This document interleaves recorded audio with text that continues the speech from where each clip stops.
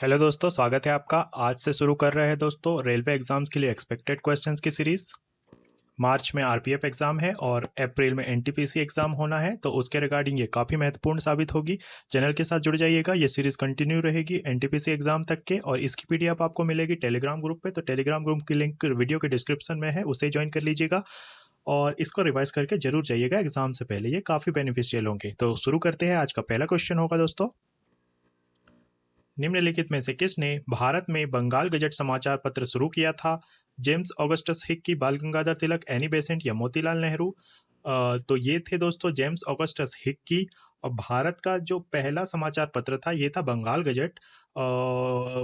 1780 में ये स्टार्ट किया गया था और इसका श्रेय जाता है जेम्स ऑगस्टस हिक्की को। ये एक आयरिश मैन थे दोस्तों, है ना, आयरलैंड के थे। ये भी एक बार पूछा गया था कि ये कहाँ से थे, तो ये आयरिश थे, याद रखिएगा। नेक्स्ट देखेंगे दोस्तों, आर्थिक गतिविधियों के आधार पर भारतीय अर्थव्यवस्था में कितने क्षेत्र है? 2, 3, 4 या 5? तो आर्थिक गतिविधियों के आधार पर 3 भागों में विभाजित करते हैं दोस्तों हम भारतीय अर्थव्यवस्था को, जो कि प्राथमिक, द्वितीयक और तृतीयक में होती है। तो प्राथमिक में वो चीजें आती है जो कि नेचुरल है, यानी कि कृषि करना या मछली पालन या खनन वगैरह या वन वगैरह जो होता है, ये आते हैं प्राथमिक क्षेत्र में। द्वितीयक क्षेत्र में आते हैं फैक्ट्रीज वगैरह, कारखाने या किसी भी तरीके का निर्माण जो होता है, वो आता है द्वितीय क्षेत्र में। और तृतीय क्षेत्र में हम देखते हैं सेवाओं को, यानी कि बैंकिंग, शिक्षा, स्वास्थ्य, इससे रिलेटेड चीजों को। ठीक है, तो ये अक्सर बनता है, इसमें इस टाइप के क्वेश्चन भी बनता है कि ये पर्टिकुलर, जैसे मान लीजिए पूछ लिया जाएगा कि बैंकिंग किस क्षेत्र को बिलोंग करता है, तो ऑप्शन रहेंगे प्राथमिक, द्वितीय का तृतीय, तो ये तृतीय क्षेत्र आपको चूज करना पड़ेगा इस टाइप से, तो इसे याद रखिएगा। अगला देखते हैं, भारत का कौन सा तट उष्णकटिबंधीय चक्रवातों से सबसे अधिक प्रभावित होता है? गुजरात, कोंकण, मालाबार या तटीय आंध्र प्रदेश?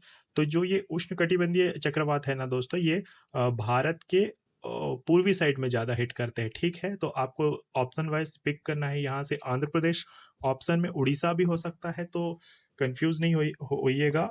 जो आंध्र और उड़ीसा का तट है, इस पे मोस्टली भारत में उष्णकटिबंधीय चक्रवात टकराते हैं। अगला है, महलवारी व्यवस्था की शुरुआत किसने की थी? William Tennyson, Holt Mackenzie, Warren Hastings या जॉर्ज बार्लो? तो देखिए, महलवारी व्यवस्था के लिए जाना जाता है होल्ट मैकेंजी को। ठीक है, 1822 में इन्होंने लेकर आए थे महलवारी व्यवस्था। जो महलवारी व्यवस्था थी दोस्तों, ये एक भूमि राजस्व प्रणाली थी। इसमें क्या है कि गांव को महल कहा जाता था, इसीलिए इसका नाम महलवाड़ी पड़ा था। ठीक है, याद रखिएगा, 1822 में होल्ट मैकेंजी के समय महलवाड़ी व्यवस्था की शुरुआत होती है।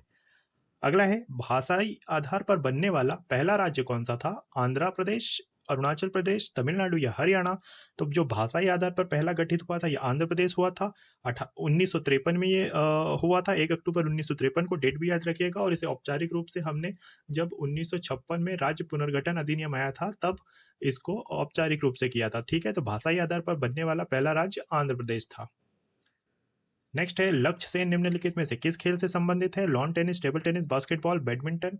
तो लक्ष्य सेन बैडमिंटन के खिलाड़ी है दोस्तों। साथ ही साथ याद रखिएगा, किदाम्बी श्रीकांत, ज्वाला गुट्टा, साइना नेहवाल, पीवी सिंधु, लक्ष्य सेन, एच एस प्रणय, साईराज रकीरेड्डी और चिराग शेट्टी को, इनको भी अलग अलग इसमें पूछा जाता है कि ये किस खेल को बिलोंग करते हैं। याद रखिएगा बैडमिंटन खिलाड़ियों के नाम। अगला है, भारत और भूटान के बीच सीमा कितने भारतीय राज्यों से सटी हुई है? 5, 2, 3 या 4? और तो देखिए दोस्तों, इसके लिए आपको एक मैप में देखना चाहिए, जिससे आपको हमेशा के लिए ये याद हो जाएगा। तो यहाँ पे देखिए, जो भूटान है ये 4 भारतीय राज्यों से टच होता है। आप देखेंगे, जो लाइट पिंकिश कलर का ये है सिक्किम और अरुणाचल प्रदेश, और एक येलोविश में वेस्ट बंगाल लग रहा है, और एक लेवेंडर कलर में असम है। ठीक है, तो ये 4 भारतीय राज्यों से लगती है भूटान की सीमा। नेक्स्ट देखेंगे, निम्नलिखित में से किस क्षेत्र में मैरी क्यूरी ने नोबेल पुरस्कार जीता था? भौतिकी एवं साहित्य, साहित्य एवं रसायन विज्ञान, रसायन विज्ञान एवं अर्थशास्त्र या भौतिकी एवं रसायन विज्ञान? तो जो मैडम क्यूरी थी दोस्तों, इन्हें 2 नोबेल पुरस्कार मिले हैं। ठीक है, ये भी पूछा जाता है कि कौन ऐसे वैज्ञानिक थे जिन्हें 2 बार नोबेल मिला है, तो ये मैरी क्यूरी ही है, इन्हें याद रखिएगा। इन्हें भौतिकी और रसायन विज्ञान दोनों के लिए नोबेल मिला हुआ है। सबसे पहले 1903 में मिला था इनको रेडियो एक्टिविटी के लिए। इनके साथ इनके हस्बैंड पियरे क्यूरी और हेनरी बेक्यूरेल, इन तीनों को मिला के मिला था ये। और इसके बाद रसायन विज्ञान का इनको मिला 1911 में, जो कि रेडियम और पोलोनियम तत्वों की खोज के लिए था दोस्तों, ठीक है। मैडम क्यूरी की मौत भी दोस्तों ये रेडिएशन की वजह से ही हुई थी। जब इन्होंने रेडियो एक्टिविटी पे काफ़ी काम किया था, तो इसका ही इन्हें रेडिएशन हुआ था, और इनकी मौत भी रेडियो एक्टिविटी से ही हुई थी। तो एक बार ऐसा भी क्वेश्चन बना था कि कौन सा वैज्ञानिक था जिसकी जो मृत्यु है रेडियो एक्टिविटी की वजह से हुई थी, ठीक है। याद रखिएगा, इंपॉर्टेंट फैक्ट सारे ही। अगला देखते हैं, एक गुणसूत्र में निम्नलिखित में से क्या उपस्थित होते हैं? डीएनए और लिपिड, आरएनए और एमिनो एसिड, डीएनए और प्रोटीन, या आरएनए और शुगर।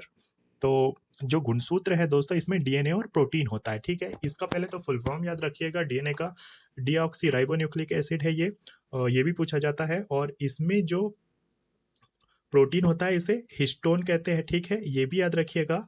और ये क्या करता है, जो डीएनए होता है ना, शरीर में अनुवांशिक गुणों को सरपास करने के लिए जाना जाता है। आपने टीवी वगैरह में देखा होगा, डीएनए टेस्ट वगैरह के बारे में काफ़ी बात होती है। तो ये जो पैतृक गुण होते हैं ये इसको पास करता है, ठीक है।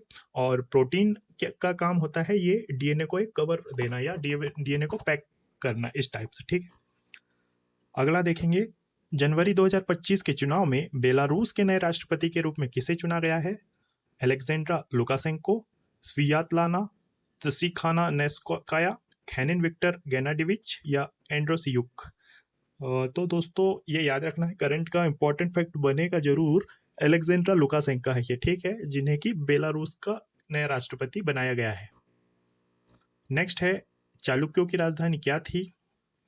बादामी, हम्पी, हलेबीदु, या वारंगल। बादामी के चालुक्य होते हैं दोस्तों ये, तो इन्हें याद रखिएगा। एक्चुअली हमें इतिहास में 3 टाइप से चालुक्यों के पढ़ना पड़ता है, पूर्वी, पश्चिमी, दक्षिणी, ऐसे। तो इसमें आपको कंफ्यूज नहीं होना है। इनकी राजधानी जैसे ऑप्शन वाइज जो भी आएगा ऐसे पिक कर लीजिएगा, बादामी के चालुक्य से इसको याद रख लीजिएगा, ठीक है। और लगभग इन्होंने 200 साल भारत में राज किया था, 543 से 753 ईस्वी तक, ठीक है। याद रखिएगा, बादामी के चालुक्य। नेक्स्ट, हाल ही में 3 दिवसीय अंतर्राष्ट्रीय पश्मीना महोत्सव का उद्घाटन कहाँ किया गया? काठमांडू नेपाल, श्रीनगर भारत, ताशकंद उज्बेकिस्तान, या उलानबातर मंगोलिया। तो पश्मीना महोत्सव ये हुआ था दोस्तों वहीं पर जहाँ पर पशुपतिनाथ जी का मंदिर है, यानी कि काठमांडू नेपाल पर, ठीक है। ये जो पश्मीना महोत्सव है ये बुनकरों से रिलेटेड है। वहाँ पर पर्वतीय एरिया है, तो भेड़ वगैरह या बकरी वगैरह काफ़ी का पालन होता है, पाली जाती है ना, तो इसलिए ये बुनकरों से रिलेटेड महोत्सव था जिसमें देश विदेश के कई सारे लोगों ने पार्टिसिपेट किया था, ठीक है। नेक्स्ट क्वेश्चन करेंगे, निम्नलिखित में से किसने हड़प्पा स्थल की खोज की थी? एस.आर. राव, लोगी पियो टेस्टिटोवा, दयाराम साहनी, या आर.डी. बनर्जी। तो हड़प्पा स्थल के लिए आपको याद रखना है दयाराम साहनी का, और साथ ही साथ ये भी याद रखना है कि 1921 में इन्होंने खोजी थी, ठीक है। और मोहनजोदड़ो की बात आएगी तो दोस्तों राखलदास बनर्जी को याद रखना है, ठीक है। हड़प्पा के लिए दयाराम साहनी को।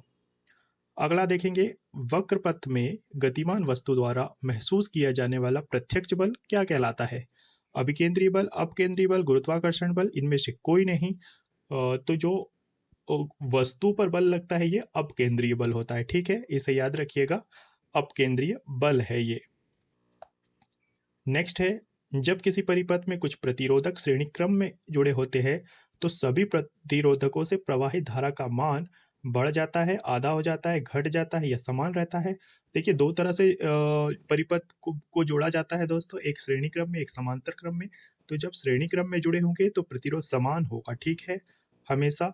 और जब समांतर क्रम में जोड़ा जाएगा तो धारा का मान पथ के प्रतिरोध पर निर्भर करेगा, मतलब कितना कितना किसका रेजिस्टेंस है उसके अकॉर्डिंग, ठीक है, याद रखिएगा। नेक्स्ट क्वेश्चन करेंगे, हेपेटाइटिस किसके कारण होता है? कवक, जीवाणु, परजीवी, या विषाणु। तो हेपेटाइटिस जो है ये एक विषाणु जनित रोग है, ठीक है, याद रखना है। खांसी, जुकाम, इन्फ्लुएंजा, डेंगू, बुखार, एड्स, सर्दी, कोविड-19, नोरोवायरस, एचपीवी, ये सभी रोग भी वायरस के कारण होते हैं, साथ ही साथ इन्हें भी एक बार देख लीजिएगा। अगला है, भूमध्य सागर से जुड़ा एक समुद्र है, अटलांटिक महासागर, हिंद महासागर, प्रशांत महासागर, या इनमें से कोई नहीं। तो भूमध्य सागर जुड़ा हुआ है अटलांटिक महासागर से दोस्तों। अगर आपने कभी जिब्राल्टर की संधि सुना होगा तो ये जिब्राल्टर की संधि है जो इन दोनों को आपस में जोड़ती है, ठीक है। याद रखिएगा, ये भी पूछा जाता है कि भूमध्य सागर और अटलांटिक महासागर के बीच में कौन सी संधि है या कौन सा जल डमरू मध्य है, ठीक है। तो इसके लिए आपको जिब्राल्टर का नाम याद रखना चाहिए। नेक्स्ट क्वेश्चन देखेंगे, विश्व कुष्ठ दिवस 2025 कब मनाया जाएगा और इस दिवस का विषय क्या होगा? 1 फरवरी कलंक से लड़ो, 26 जनवरी एकजुट हो जाओ, काम करो खत्म करो, 25 मार्च को और सभी के लिए कुष्ठ जागरूकता, या 30 जनवरी कुष्ठ रोग का अभी अंत करे। तो ये 26 जनवरी को हुआ था दोस्तों और इसकी थीम थी एकजुट हो जाओ, काम करो और खत्म करो, ठीक है, याद रखिएगा।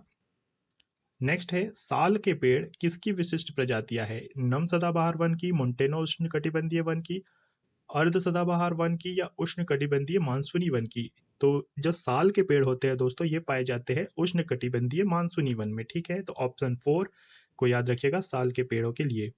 नेक्स्ट है, 1959 या 1959 में भारत की केंद्र सरकार ने भारत के संविधान के किस अनुच्छेद के तहत केरल में शासन किया था?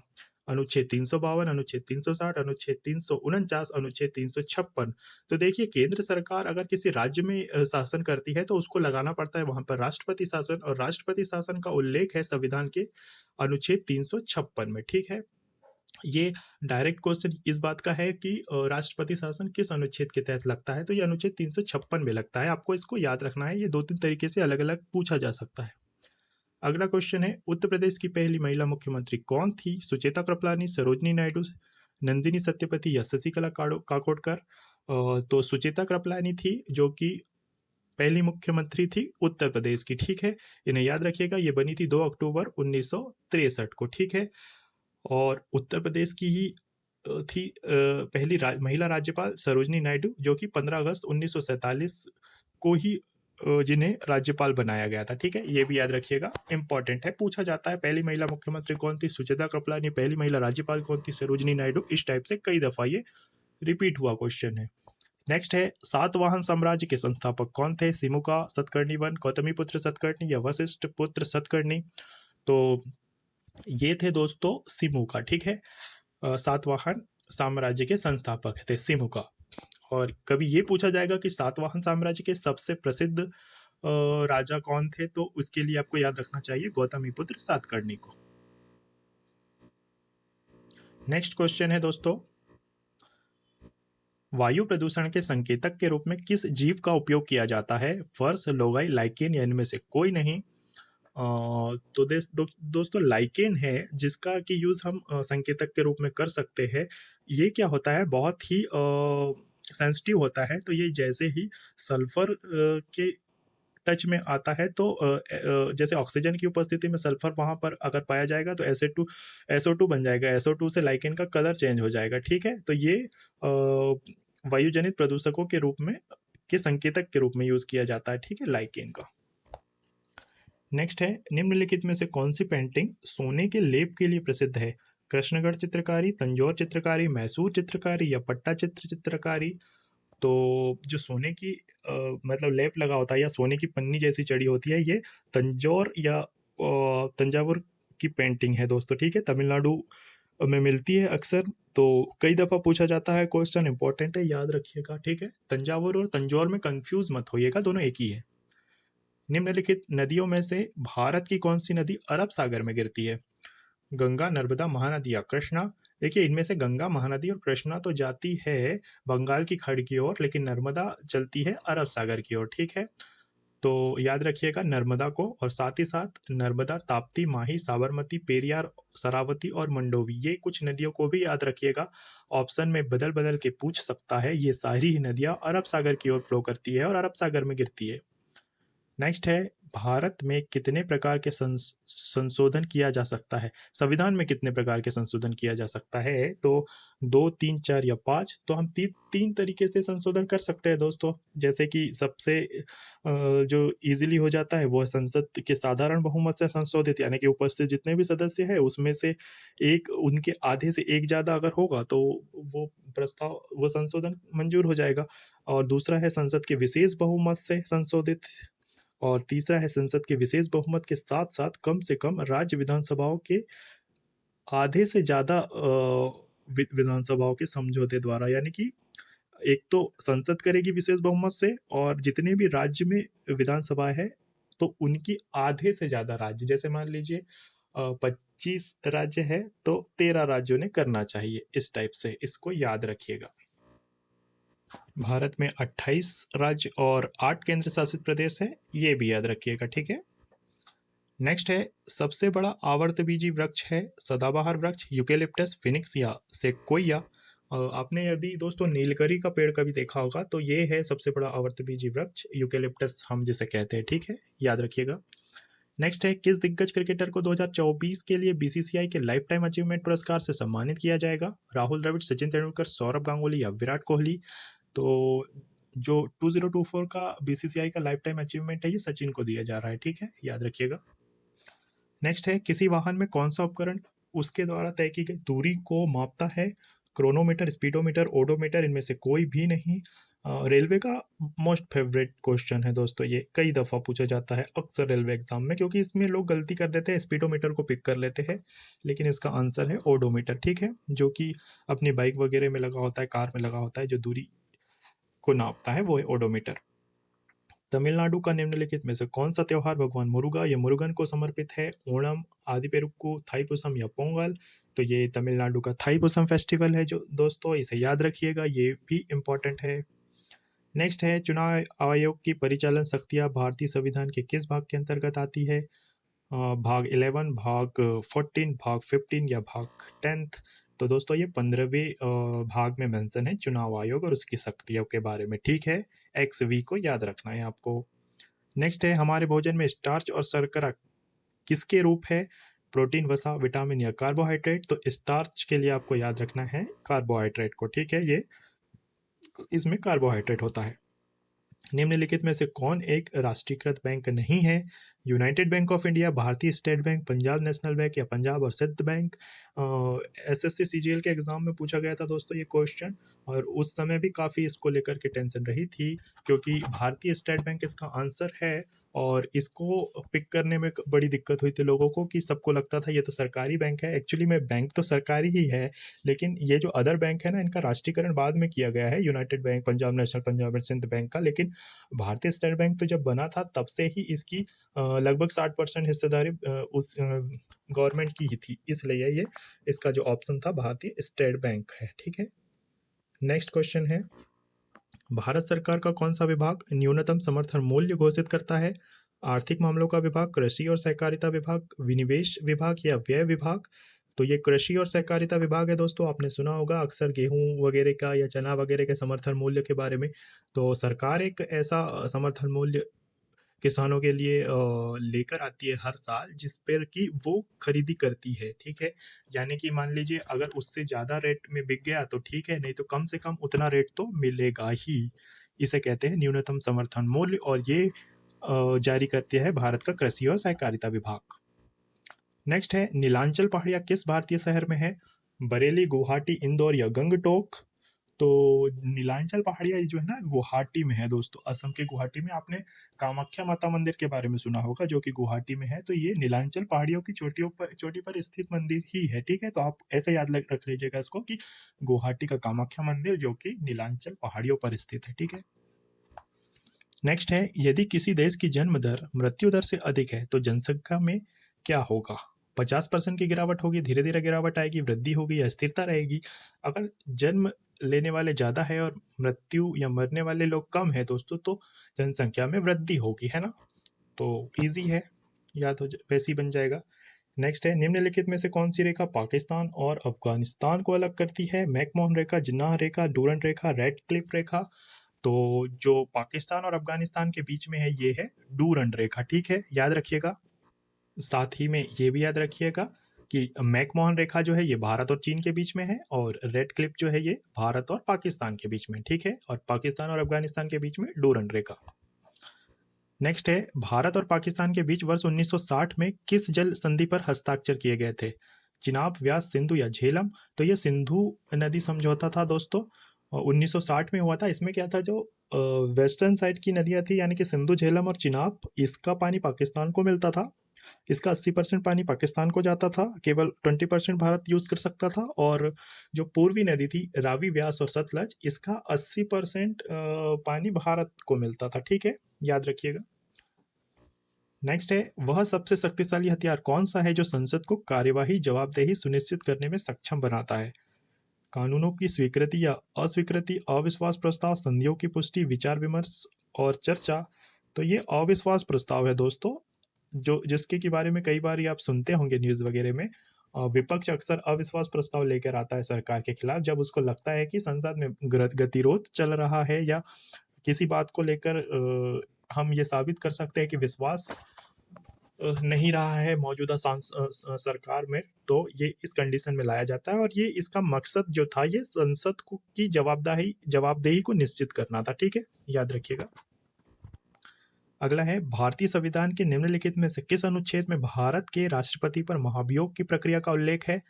60, 59, 62 या 61? तो ये अनुच्छेद 61 है, जिसमें भारत के राष्ट्रपति पर महाभियोग की प्रक्रिया का उल्लेख है। ठीक है, अगला क्वेश्चन देखेंगे दोस्तों। भारत का सबसे प्राचीन किला निम्नलिखित में से कौन सा है? कांगड़ा किला, मेहरानगढ़ किला, श्रीरंगपट्टनम या गोलकुंडा? तो कांगड़ा किला है, ये भारत का सबसे प्राचीन किला है, लगभग 1000 ईस्वी में बनाया गया था, याद रखिएगा। नेक्स्ट है, भारत का राष्ट्रगान जन गण मन पहली बार कौन से भारतीय राष्ट्रीय कांग्रेस के अधिवेशन में गाया गया था? कलकत्ता, लाहौर, बेलगाम या त्रिपुरी? तो ये था दोस्तों कलकत्ता अधिवेशन। ठीक है, 1911 में हुआ था दोस्तों ये अधिवेशन कलकत्ता में, और रविंद्रनाथ टैगोर द्वारा लिखा गया था ये जनगण मन, याद रखिएगा। पहली बार कलकत्ता के अधिवेशन में गाया गया था। ठीक है, तो ये थे दोस्तों इंपॉर्टेंट क्वेश्चंस का सेट। इस तरीके से हम एनटीपीसी के एग्जाम तक के इसे कंटिन्यू करेंगे, और आप देखेंगे इतनी प्रैक्टिस हमारी हो जाएगी इन क्वेश्चंस के माध्यम से कि जीके में एक बहुत अच्छा स्कोर करके हम आएंगे। तो इसी तरह से कंटिन्यू चैनल के साथ जुड़े रहिएगा। हम यहाँ पर आपके लिए रेगुलरली इंपॉर्टेंट क्वेश्चंस लाते रहेंगे। चैनल को अभी तक के सब्सक्राइब नहीं किया हो तो जरूर से कर लीजिएगा, वीडियो को लाइक और शेयर जरूर कर दीजिएगा, और आपको किसी तरीके की नीड हो रेलवे एग्जाम्स के रिगार्डिंग तो कमेंट कर दीजिएगा। मिलते हैं जल्दी नेक्स्ट वीडियो में, तब तक के लिए बाय, ऑल द बेस्ट।